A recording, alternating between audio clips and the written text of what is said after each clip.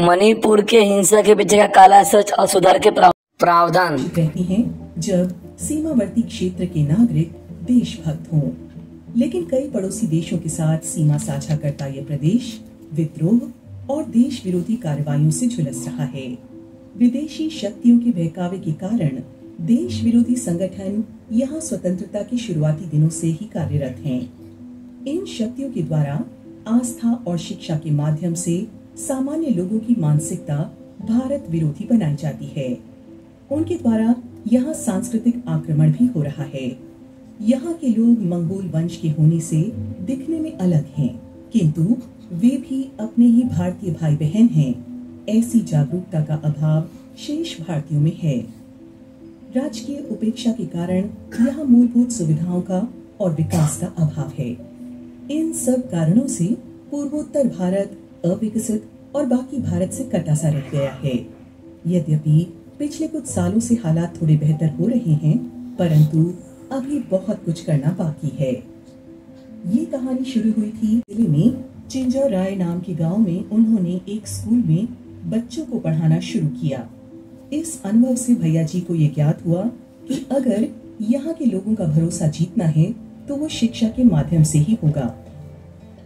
और फिर एक तपस्वी त्यांनी असा विचार केला की आपल्या पश्चात काही सामाजिक काम आपल्या फंड्स मधनं कॉर्पस मधनं चालू राहावं, अशा दृष्टीने हा कॉर्पस एक तयार करण्यात आला आणि त्याच्यातून हे सगळं काम सुरुवात झाली। नंतर विविध देणग्या मिळत असतात, त्याच्यातून पण हे काम सगळं सुरू असतं। साधारण सांगितलं की संस्कार वर्गाला जायचं म्हणून आम्ही गेलो, पण ते संस्कार जे मिळाले त्याच्यामुळे मी घडलो। कारण आमच्या इंडस्ट्रीमध्ये फक्त पैसे मिळवणं आणि श्रीमंत होणं हे 99% लोक तेच करतात, पण काहीतरी वेगळं करायची जी उर्मी होती ती त्याच संस्कारांमुळे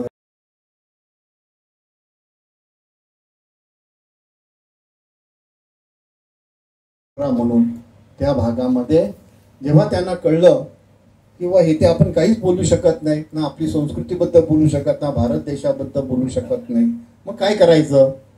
पण त्यांनी ते एक शक्कल लढवली। ते हाडाचे शिक्षक होते।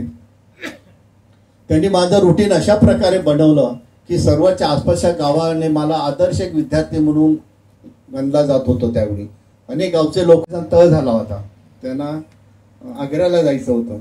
तो तळ झाला तेव्हा शिवाजी महाराज, छत्रपती शिवाजी महाराज एकटे गेले नाही, ते संभाजी महाराज त्यांना घेऊन गेले होते।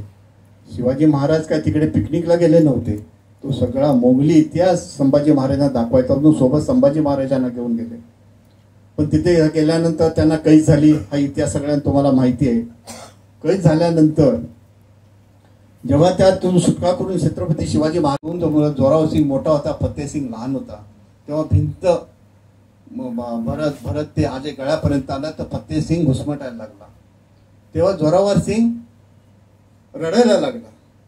तू म्हणे काय रे दादा तू रडतोस का?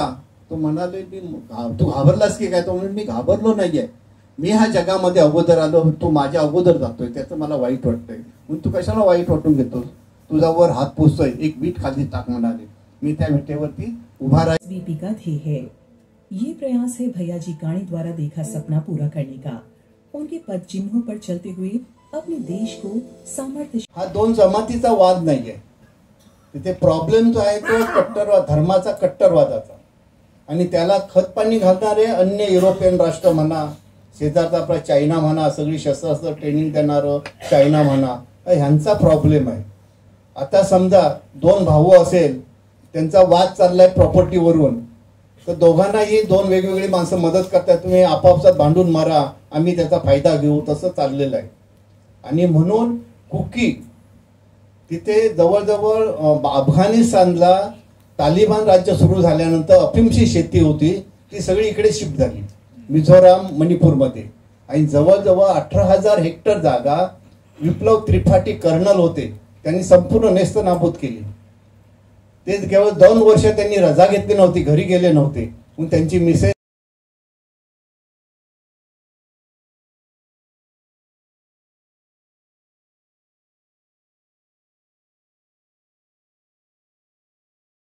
अतिरेकी सापडले।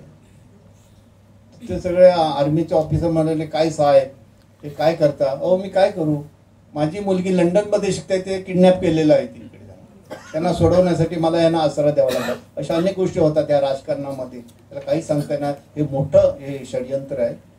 ते वाटले का प्रॉब्लेम सुरू होतो, नाही तर सुरू होत नाही.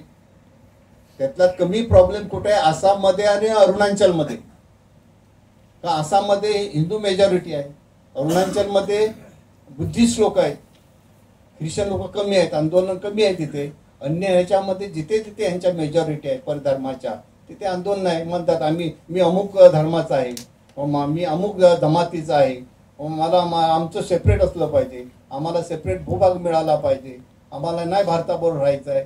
आणि ह्याला सगळा जो आंतरराष्ट्रीय मधून एक असा गट आहे की आपला भारत हे अस्थिर ठेवायचा, तर अशा लोकांचा यांना पूर्ण पाठिंबा मिळतो. आज जर फायनान्स हा अनेक युरोपियन राष्ट्र आणि चायना त्यांना देतो. असा हा मोठा एक प्रकारचा काय म्हणेल त्याला, हा एक प्रकारचा मोठा धंदाच आहे.